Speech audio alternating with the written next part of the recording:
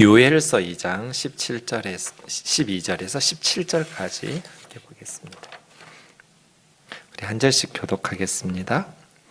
여호와의 말씀에 너희는 이제라도 금식하고 울며 애통하고 마음을 다하여 내게로 돌아오라 하셨나니 너희는 옷을 찢지 말고 마음을 찢고 너희 하나님 여호와께로 돌아올지어다.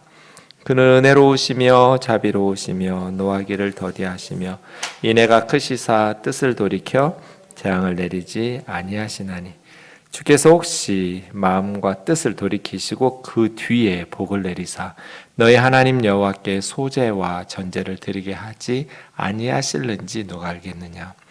너희는 시온에서 나팔을 불어 거룩한 금식일을 정하고 성회를 소집하라. 백성을 모아 그 모임을 거룩하게 하고 장로들을 모으며 어린아이와 젖먹는 자를 모으며 신랑을 그 방에서 나오게 하며 신부도 그 방에서 나오게 하고 여호와를 섬기는 제사장들은 낭실과 제단 사이에서 울며 이르기를 여호와여 주의 백성을 불쌍히 여기소서. 주의 기업을 욕되게 하여 나라들로 그들을 관할하지 못하게 하옵소서.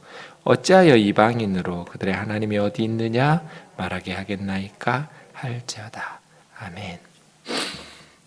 우리 요엘 같은 성경은 우리가 평소에 잘 공부하지 않는, 설교도 많이 않는 성경이어서 이렇게 한번 볼 때 좀 자세히 정리하는 것이 좋습니다.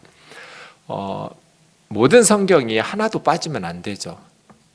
창세기부터 요한계시록까지 모든 성경의 내용이 다 필요한데 특별히 성경 전체를 이해하는 데 있어서 매우 중요한 성경들 내용을 담고 있는 메시지들이 있거든요. 요엘서도 절대로 빼놓을 수 없는, 요엘서를 신약 성경에서 이렇게 사도행전이나 로마서나 자주 인용하는 것만 보아도 요엘을 통해서 주신 하나님의 예언이 매우 하나님 나라 역사의 진행 과정에 있어서 중요한 메시지를 담고 있다는 것을 우리가 알 수 있습니다. 그래서 여러분, 우리가 매일 성경으로 날마다 말씀을 묵상하면 6년에 한 번씩 성경 전체 모든 장절을 보게 되거든요. 올해 요엘서를 설교하면 6년 뒤에 설교한단 말이에요. 물론 개인적으로는 그리고 수요일이나 금요일이나 목회자들이 이렇게 설교할 수 있지만 보통은 매일 새벽 설교하고 주일 설교하는 그러한 본문이 6년에 전체 성경을 통독하고 묵상하도록 편집되어 있기 때문에 이제 요엘서 하면 6년 후에 또 주일 설교를 할 것 같아요. 특별한 어떤 게 없으면. 그래서 요엘같이 짧은 성경들은 우리가 그냥 지나가기가 쉬우니까 더 정확하게 꼼꼼히 여러 번 반복해서 공부하고 묵상하는 것이 좋습니다. 요엘은 소선지자이죠. 소선지서인데요. 구약에 보면 4명의 대선지자가 있죠. 이사야, 예레미야, 에스겔, 다니엘. 그리고 12명의 소선지자가 있어요. 호세아에서부터 말라기까지. 대선지서와 소선지서를 구분하는 기준은 성경에 기록된 분량의 차이라고 했어요. 긴 성경을 기록하면 대선지서, 대선지서를 기록한 선지자를 대선지자. 더 위대해서 대선지자, 소선지자 아니에요. 사역을 먼저 했기 때문도 아니에요. 기록된 분량의 차이예요. 그래서 이사야, 예레미야, 에스겔, 다니엘 대선지자 4명 뒤에 호세아부터 12명의 소선지자가 나오는데 요엘은 두 번째 소선지자이죠. 시드니 크레이다누스, 제가 아주 좋아하는 신학자인데요. 크레이다누스가 선지자들의 사명을 이야기했습니다. 다시 한번 우리가 상기해보죠. 선지자들의 사명은 하나님의 백성의 거짓을 폭로하는 것. 그러니까 선지자들이 말씀 선포의 대상으로 삼은 건 주로 이스라엘 백성들이죠. 하나님의 백성들의 거짓된 신앙을 폭로해 주는 것. 왜요? 그들이 거짓된 신앙의 기초에서 소망을 품고 살아가면 결국은 낭패를 당할 거잖아요. 그래서 그 거짓 신앙의 가면을 뜯어내고 그 뒤에 감추어진 사람들의 진짜 얼굴, 진짜 모습을 보여줌으로써 헛된 소망, 헛된 기대를 무너뜨리고, 단순히 이렇게 무너뜨리는 것이 목적이 아니라 진짜 목적은 참된 소망을 회복할 수 있도록, 참된 신앙을 회복할 수 있도록 도와주는 게 선지자들의 사명이죠. 네. 그래서 지금도 말씀 사역자라면 때로는 위로하고 격려하는 메시지도 필요하죠. 그런데 위로와 격려는 하나님 앞에 바로 섰을 때, 회개했을 때, 하나님의 말씀에 순종할 때, 그때 참된 위로가 오는 것이지. 네. 의사가 고름이 그대로 있는데 반창고 붙여주면서 나을 거라고 말하면 안 되잖아요. 그 고름을 아프더라도 칼로 찢어내고 짜내고, 그리고 약 바르고 붕대를 감아주면서 시간 지나면 나을 거라고. 이게 진짜 치유와 회복이듯이 영적으로도 마찬가지거든요. 성도들의 상황을 그대로 놔두고 그냥 위로하고 축복하고 이러면 고름 위에다가 반창고 붙이는 거하고 똑같아요. 나중에는 더 심각해지죠.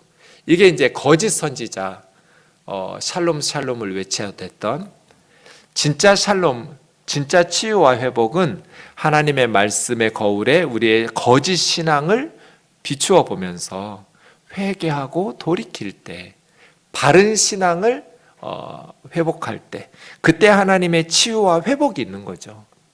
말씀 사역자들의 사명은 많은 성도들을 끌어모으는 게 아니에요. 하나님의 백성들에게 바르게 하나님의 말씀을 선포해서 자신들의 삶에 거짓된 가면을 뜯어내고 헛된 기대와 소망을 품지 말고 참된 소망을 붙잡고 신앙생활하며 살아갈 수 있도록 도와주는 것. 그래서 이제 내년에는 요한복음과 레위기 이런 말씀들을 묵상하게 될 텐데, 레위기에 제사제도가 나오잖아요. 특히 제사제도의 핵심이 속죄제사인데, 그 속죄제사를 진심으로 하나님 앞에 죄를 용서받는 속죄제사를 드리려면 제사장 역할이 중요해요. 제사장들이 그 백성들에게 바른 말씀을 선포함으로써 자신들의 죄를 깨달을 때 속죄제사가 되거든요. 내가 죄가 뭔지도 모르는데 어떻게 속죄제사를 제대로 드리겠어요? 내가 잘못한 것을 알지도 못하고, 알고 지은 죄, 모르고 지은 죄, 모르고 지은 죄를 어떻게 회개해요? 알지도 못하는 죄를.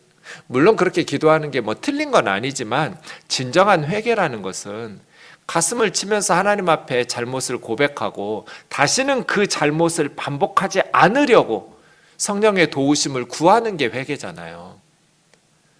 그렇다면 내가 죄인이라는 것도 모르고 내가 죄짓고 사는 것도 모르는데 어떻게 속죄제사를 드리냐고요. 그래서 제사장의 역할이 중요한 거예요. 이스라엘 백성들의 죄를 깨우치는 것, 하나님의 말씀을 가르쳐서 그들의 잘못을 말씀의 거울 앞에 잘 비추어 보면서 내 신앙과 삶의 거짓 가면을 뜯어내고 그 뒤에 감추어진 나의 일그러진, 그러면 이제 내 안에는 소망이 없다는 걸 알게 돼요. 내가 자랑할 게 아무것도 없구나. 내 죄가 하나님 앞에서 용서받을 수 있는 길은 오직 우리 주 예수 그리스도의 십자가의 은혜밖에는 없구나. 내 안에는 소망이 없구나. 성령님께서 은혜 베푸시지 않으면 나는 한순간도 경건하게 살 수 없는 죄인이구나. 성령님께서 내 마음을 주장하시고 성령님께서 내 감정과 생각을 이끌어 주시지 않는다면 나는 하나님의 자녀로 살아갈 수가 없구나. 그래서 헛된 기대를 무너뜨려요. 요엘 선지서도 마찬가지예요. 우리가 1장 1절 보았는데 요 여호와는 엘 하나님이시다. 다른 이방 신들이 아니라 여호와가 참 하나님이시다. 이런 이름이 있는데 어느 왕 때 활약했는지가 나와 있지 않아서 언제 활동한 선지자인지 알 수 없습니다.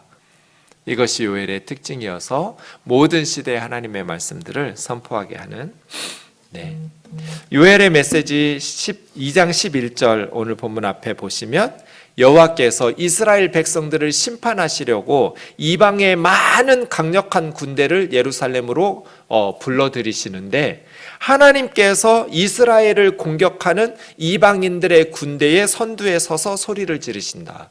충격이죠.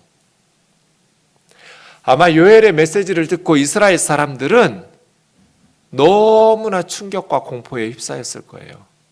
그리고 거부하고 싶었을 거예요. 듣기 싫었을 거예요. 하나님께서 우상을 숭배하는 이방인들을 심판하시는 하나님의 심판은 이방인들을 향해서 진행된다고 믿고 있었는데 하나님께서 이방인들의 군대의 선두에 서셔서 진두지휘하시면서 유다와 예루살렘을 심판하는 일에 앞장서신다라는, 이건 정말 너무나 충격적인 메시지죠. 그래서 요엘은 꿈 깨라, 헛된 기대를 무너뜨리고 있죠. 하나님께서 너희가 무슨 짓을 해도 복을 주시고 봐주시고 은혜 베푸실 거라는 착각에서 벗어나라는 거예요.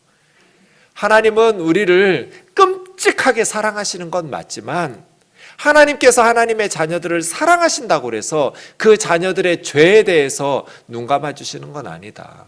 이방인들만 심판하시고 이방인들에게만 하나님께서 엄격하게 징계하시는 것이 아니다. 하나님의 백성들에게도 동일하게 하나님께서 오래 참으시고 회개하도록 선지자들을 계속 보내셔서 회개하도록 이야기하시는데도 불구하고 회개하지 않고 어리석은 고집을 피우면서 계속해서 말씀에 불순종하면서 이방인들과 똑같이 세상 사람들하고 똑같이 살아가면 하나님께서 심판하시는 그 심판을 이스라엘은 감당할 수 없다. 충격이죠. 여호와께서 이스라엘을 공격하는 이방인의 군대 앞에서 소리를 지르시면서 이방인의 군대를 지휘하고 계신다라는 것이, 지금으로 하면 하나님께서 다른 종교들 놔두고 기독교와 교회를 향해서, 이게 무슨 정부나 아니면 무슬림이나 힌두교나 공산주의자들이나 그들이 교회를 핍박하고 공격하는 건 그래도 희망이 있어요. 괜찮아요. 왜냐하면 하나님이 우리와 함께 하시면 되니까. 근데 하나님께서 교회를 공격하시고 계신다고 하면 우리에게 무슨 희망이 있어요? 교회와 성도들의 죄에 대해서 하나님께서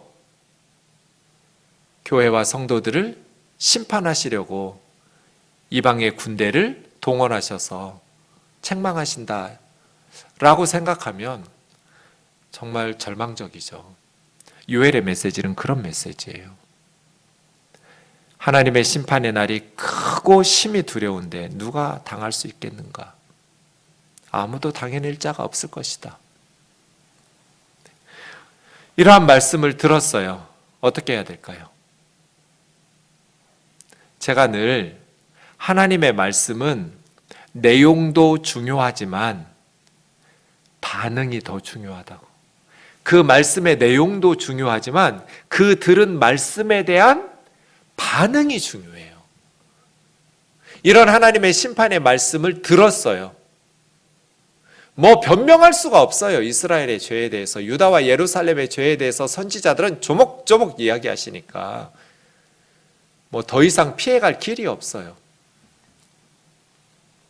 하나님께서 오래 참으시다가 심판을 시작하셨어요.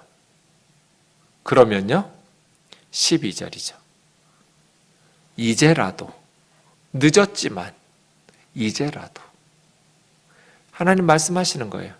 이제라도 금식하고 울며 애통하고 마음을 다하여 내게로 돌아오라고 하셨다. 그러니까 하나님의 말씀은 11절에서 끝나지 않는 거예요. 12절에서 끝난 거예요. 하나님께서 이스라엘을 심판하시는 이방인 군대의 선두에 서셔서 소리를 지르시면서 유다와 예루살렘을 심판하실 거다. 그럼 어떻게 하라는 건가? 이제라도.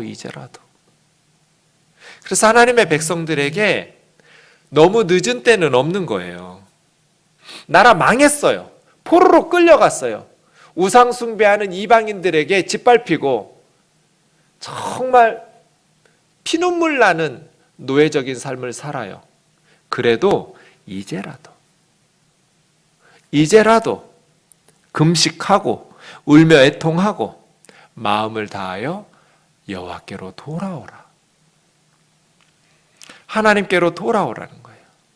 그런데 마음을 다해서 그 하나님의 말씀을 전하면서 선지자가 다시 말해요.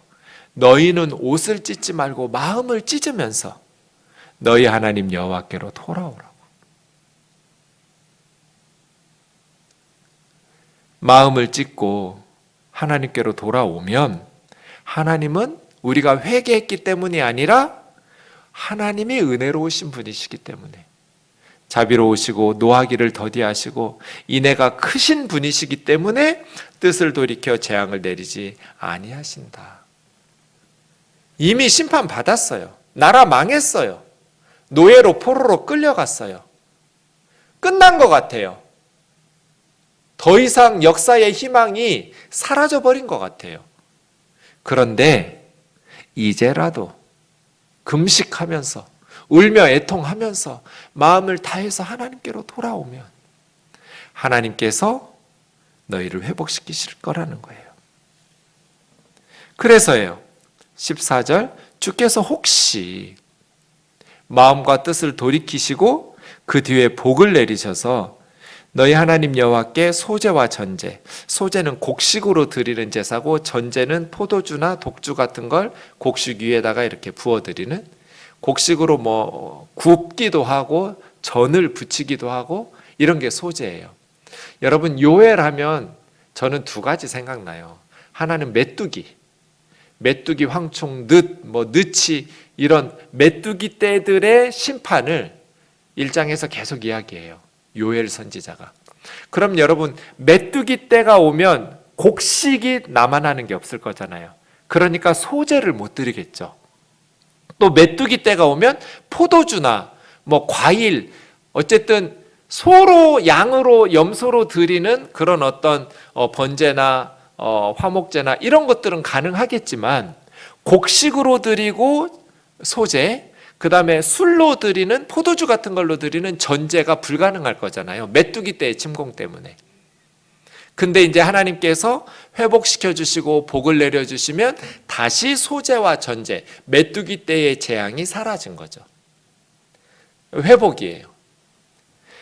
그렇게 드리게 하실지 누가 알겠느냐. 나라 망하고 성전 불타고 노예와 포로로 이방 나라로 끌려갔어요. 하나님께 더 이상 소제와 전제를 드릴 수 없어요. 그런데 이제라도 금식하고 울며 애통하고 마음을 다해서 여호와께로 돌아오면 하나님께서는 은혜로우시고 자비로우시고 노하기를 더디하시고 인애가 크신 분이셔서 뜻을 돌이켜서 너희를 다시 치유하시고 회복하시고 소제와 전제를 드려 하나님을 섬기게 할지 누가 알겠느냐. 이게 선지자의 메시지예요. 그럼 이제 뭐 해야 돼요? 나팔 불어라. 금식일을 정하고 거룩한 성회를 소집해라. 뭐 하기 위해서? 회개하기 위해서. 하나님 앞에 돌아온다라는 것. 16절 백성을 모아오는데 장로들, 어린이와 젖먹이들, 그러니까 할머니 할아버지에서부터 젖먹는 아기까지, 신랑도 신부 데리고 방에서 나와가지고 다 모여라. 지금 국가적인 위기다. 공동체적인 위기 상황 앞에서 우리가 살 수 있는 유일한 길은 더 강한 나라에게 빌붙어서 살거나 아니면 그냥 자포자기하고 현실에 안주하면서 살 길을 궁리하는 것이 아니라 하나님께로 돌아오는 거예요. 하나님께로 돌아오려면 금식하고 울며 애통하고 가슴을 찢어가면서 회개부터 해야죠.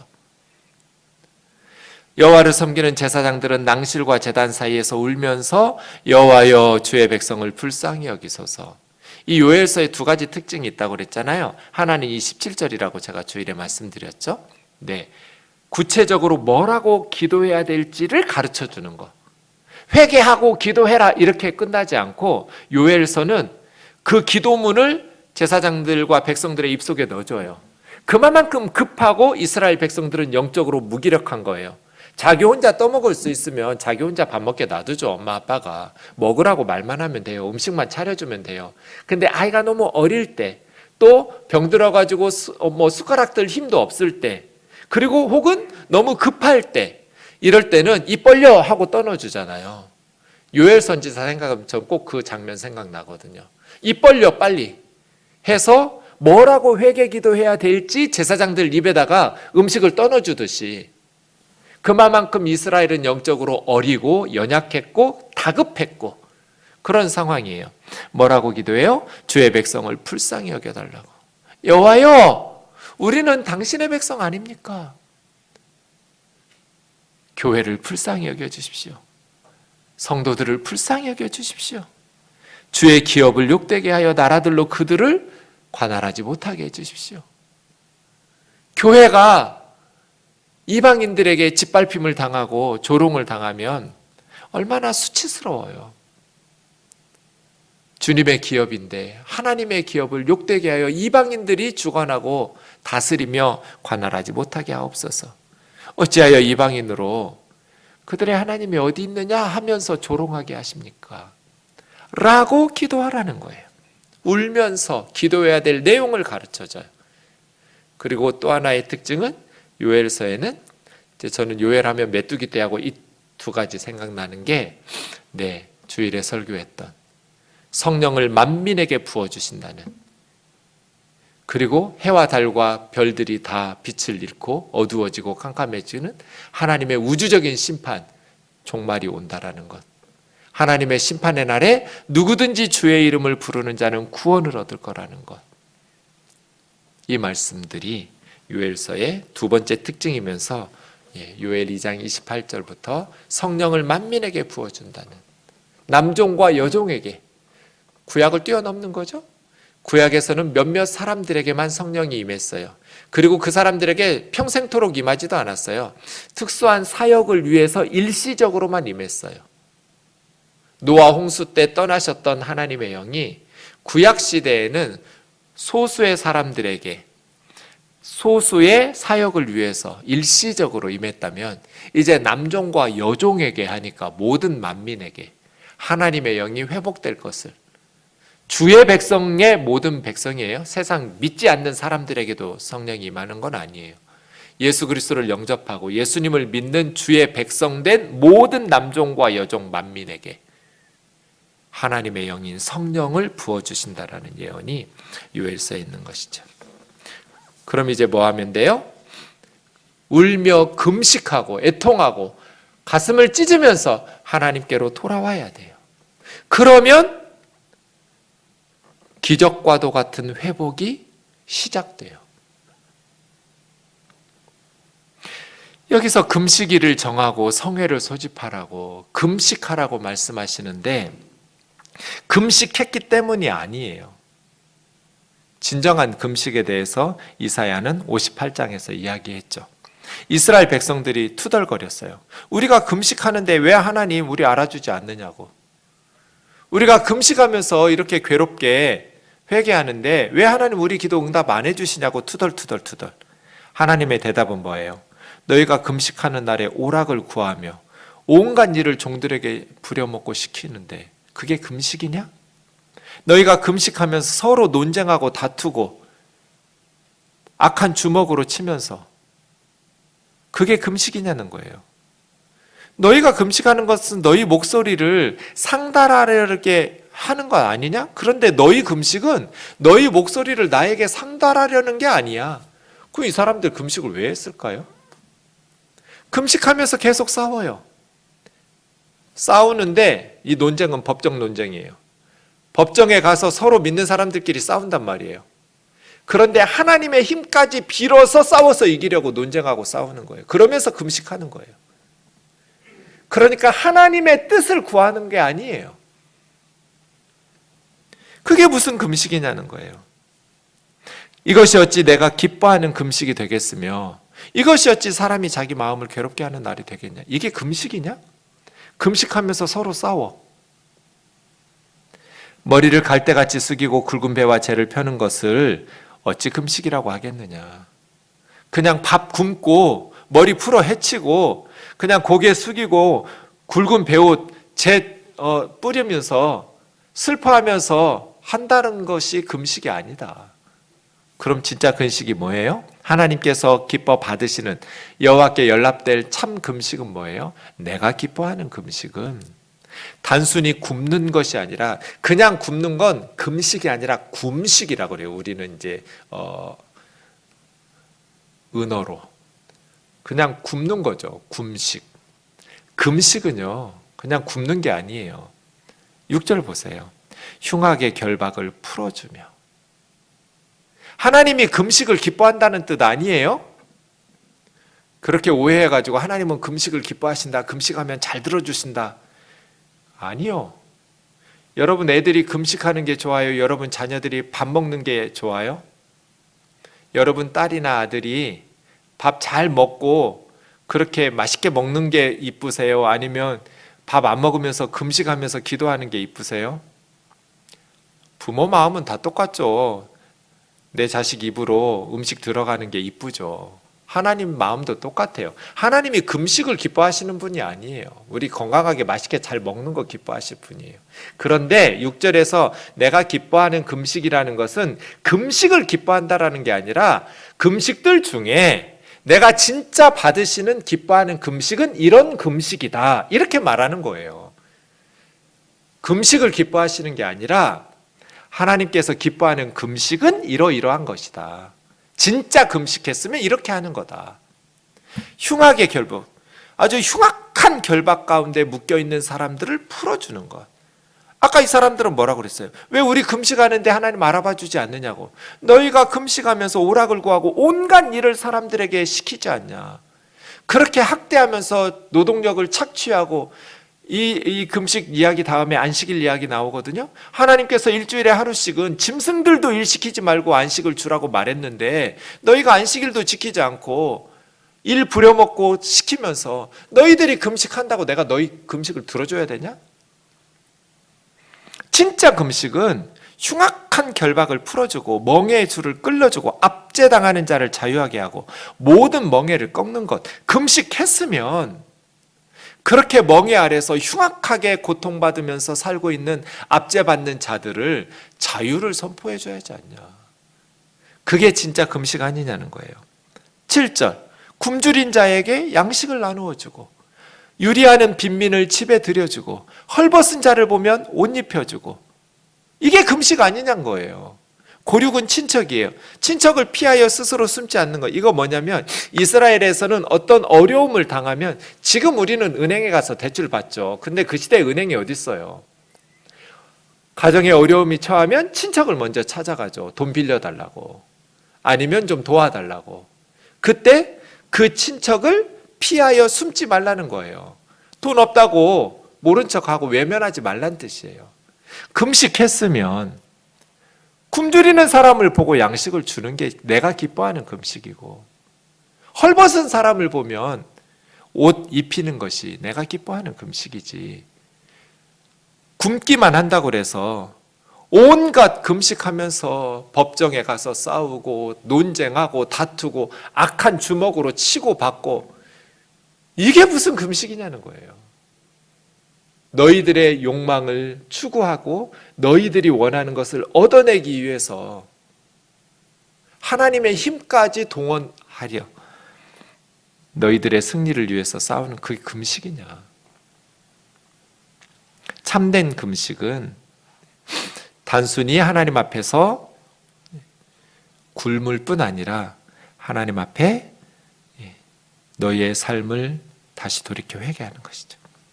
그러면 너의 빛이 새벽빛같이 비칠 것이고 너의 치유가 급속할 것이고 너의 공의가 내 앞에 행하고 여호와의 영광이 너희를 호위할 것이다. 너희가 부를 때 내가 응답하겠고 너희가 부르짖을 때 내가 여기 있다 라고 말할 거라고. 그러니까 왜 우리가 금식하는데 하나님 알아주지 않으세요? 왜 응답해주지 않으세요? 하고 투덜거릴 것이 아니라 너희가 지금 어떻게 금식하고 있는지를 돌아보라는 거예요. 너희가 정말 제대로 회개하고 금식하면 내가 너희 부르짖을 때 내가 여기 있다라고 응답하실 거라는 거예요. 너희 중에 멍에와 손가락질과 허망한 말을 체해버려라. 금식했으면 허탄한 말은 제거하고 연약한 사람들을 억압하고 착취하는 멍에와 손가락질을 제거하고 굶주린 자에게 너희 마음이 움직이고 괴로워하는 자의 심정을 만족하게 하고 어떻게 예수를 믿는다고 말하면서 자기 입으로만 들어가고 내 새끼 입으로만 들어가요. 지금 먹을 게 없어서 3초에 한 명씩 애들이 굶어 죽고 있는데 그러면서 내가 원하는 것을 얻기 위해서 금식하는 그 금식을 하나님께서 어떻게 보셔야 될까요? 줄인 자에게 내 마음이 동하고 괴로워하는 자의 심정을 만족하게 하면 이런 게 진짜 하나님께서 기뻐하시는 금식인 거죠. 금식 기도는 안 하고 이렇게 하라는 게 아니에요. 금식 기도 하면 이렇게 변해야 되는 거예요. 둘 다 하는 거예요. 내 빛이 흑암 중에 떠올라 어둠이 낮과 같이 될 것이며 여호와가 너를 항상 인도하여 메마른 곳에서도 내 영혼을 만족하게 하며 내 뼈를 견고하게 하리니 너는 물된 동산 같겠고 물이 끊어지지 않는 샘 같을 것이니라. 마르지 않는 샘처럼 물된 동산처럼 살아나잖아요. 뭐 하면? 너가 이렇게 하나님을 찾고 이게 하나님께 돌아오는 거죠. 진짜 제대로 금식한 사람들의 예를 우리는 요나서 3장에서 볼 수 있어요. 요나 선지자 진짜 선지자 같지도 않은 선지자예요. 가기 싫어가지고 정반대로 가다가 지중해에 빠졌던 물고기 뱃속에 들어갔던 그 요나가 그냥 40일 후에 니느웨 망한다 한마디 했어요. 그 니느웨가 3일은 걸어가야 할 그런 큰 성읍인데 하루 건성건성으로 그냥 40일 후에 니느웨는 망한다라는 한마디 했는데 니느웨 사람들이 그 말을 들으면서 금식을 했어요. 왕이 금식을 선포하는데 어떻게 금식하냐면 높고 낮은 자를 막론하고 굵은 베옷을 입고 왕의 보좌에서 일어나 왕복을 벗고 굵은 베옷을 입고 제위에 앉고 왕과 대신들이 조서를 내려 니느웨에 선포하여 사람, 짐승, 소떼, 양떼 아무것도 입에 대지 말지니 먹지도 말고 물도 마시지 말라. 완전 금식하고 있어요 지금. 그런데 8절 사람이든지 짐승이든지 다 굵은 베옷을 입고 힘써 하나님께 부르짖을 것이며 그 다음이요 각기 악한 길과 손으로 행한 강포에서 떠날 것이라. 이게 금식이에요. 악한 길과 손으로 행한 강포에서 떠나라. 그냥 금식만 할 것이 아니라 악한 길, 손으로 행한 강포에서 떠나는 것. 하나님이 뜻을 돌이키고 진노를 그치사 우리가 멸망하지 않게 하시리라. 그렇지 않을 줄 누가 알겠느냐? 40일 후에 망한다는 선포 있었지만 내용도 중요하지만 그 말씀에 대한 반응이 더 중요해요. 니느웨 사람들이 이렇게 금식했어요. 응답은 뭐예요? 10절 하나님께서 그들이 행한 것 악한 길에서 돌이켜 떠난 것을 보시고 금식한 거 보지 않았어요. 금식한 걸 보시고라고 기록하지 않고요. 그들이 굶고 있어서가 아니라 악한 길에서 돌이켜 떠난 것을 보시고 하나님께서 뜻을 돌이키사 내리리라고 요나 선지자 통해서 말씀하신 재앙을 내리지 않으셨어요. 금식은 이렇게 하는 거예요. 지금 요엘 선지자의 말씀을 들은 이스라엘 백성들은 이렇게 금식하면서 가슴을 찢고 하나님 앞에 나왔어야 돼요. 그건 우리도 마찬가지예요. 여러분이 많이 금식하기도 하고 또 금식을 선포하면서 교회나 국가적으로 교회가 금식을 하기도 하는데 진짜 금식은 하나님 앞에서 굶으면서 부르짖는 게 아니에요. 해야죠. 식음을 전폐하고 하나님 앞에서 부르짖는 것 해야 돼요. 그런데 거기서 끝나면 안 돼요. 내 손에 악한 것을 버려야 돼요.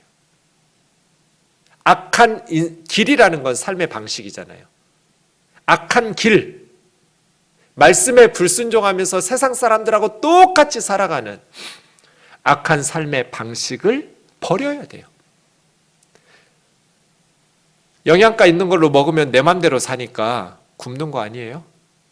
내 힘으로 안 되니까 성령님 도와주세요 하고 금식하는 거잖아요. 손 들고 항복, 하나님 나 좀 고쳐주세요.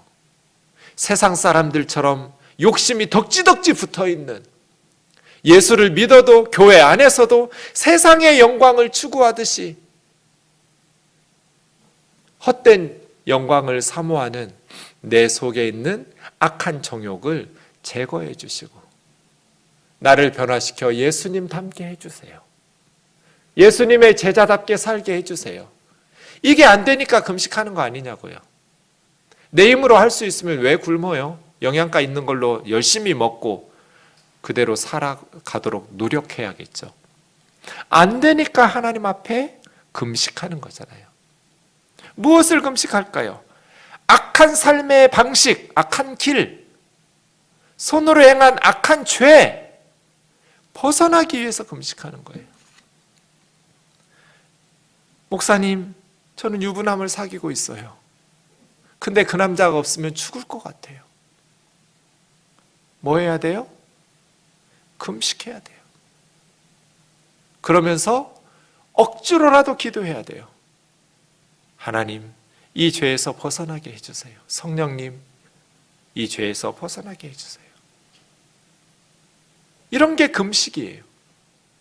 금식은 내가 원하는 것을 얻어내기 위해서 하나님 앞에서 굶으면서 시위하는 게 아니에요.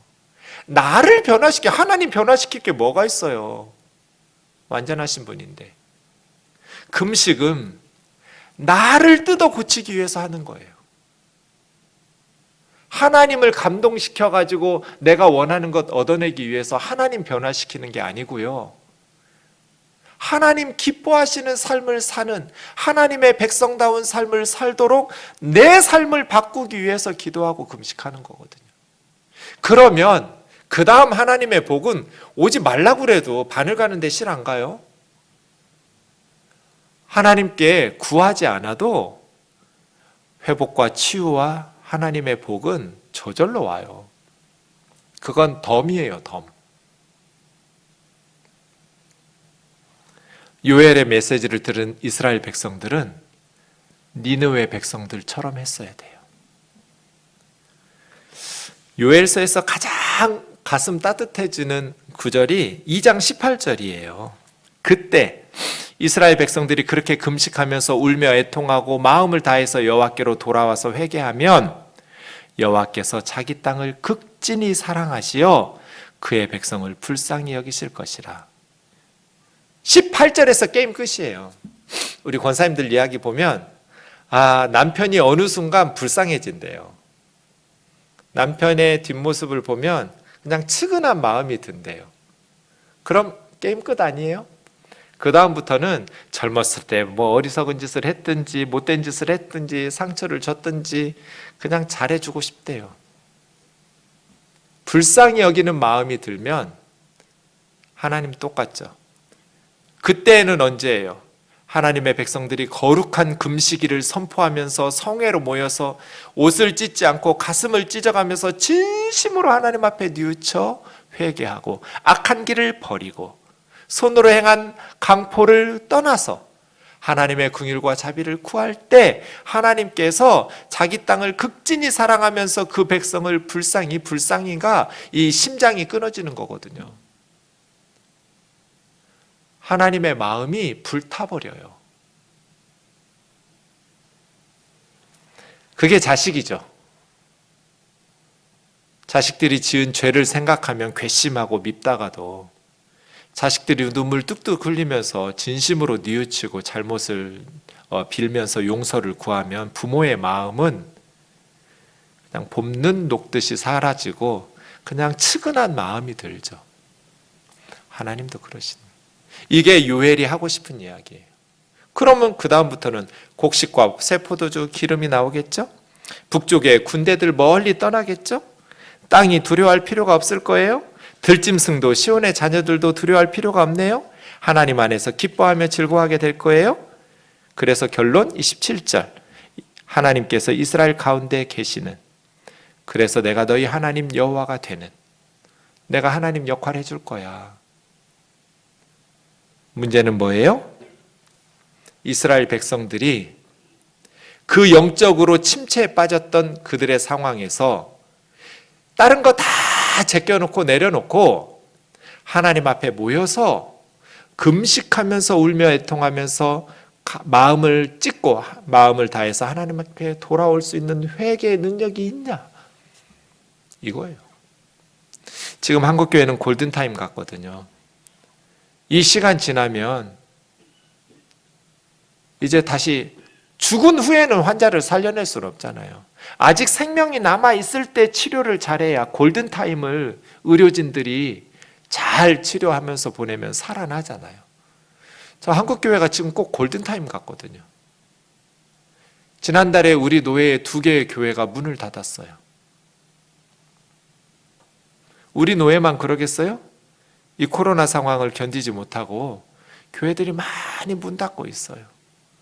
문을 안 닫은 교회들도 주일학교가 우리 노회에 30%밖에 없어요. 70%는 주일학교가 없어요, 지금. 그러면 시간이 지나면 그 70% 교회들은 다 문 닫아야 돼요. 얼마 남지 않았어요. 주일학교가 없다는 건 젊은 층이 없다는 뜻이잖아요. 얼마나 버티겠어요? 교회들이 건물만 남을 거예요. 골든타임 아니에요? 지금 그래도 성도들이 남아있을 때 뭐 해야 될까요? 이 요엘이 던졌던 메시지를 하나님의 백성들과 교회들이 해낼 수 있냐? 이제라도 금식하면서 하나님 앞에 기도하고 마음을 다해서 가슴을 찢으면서 하나님께로 돌아올 수 있느냐? 이게 우리가 기도해야 될 기도의 제목인 줄로 믿습니다. 기도하고 우리 찬양부터 좀 합시다.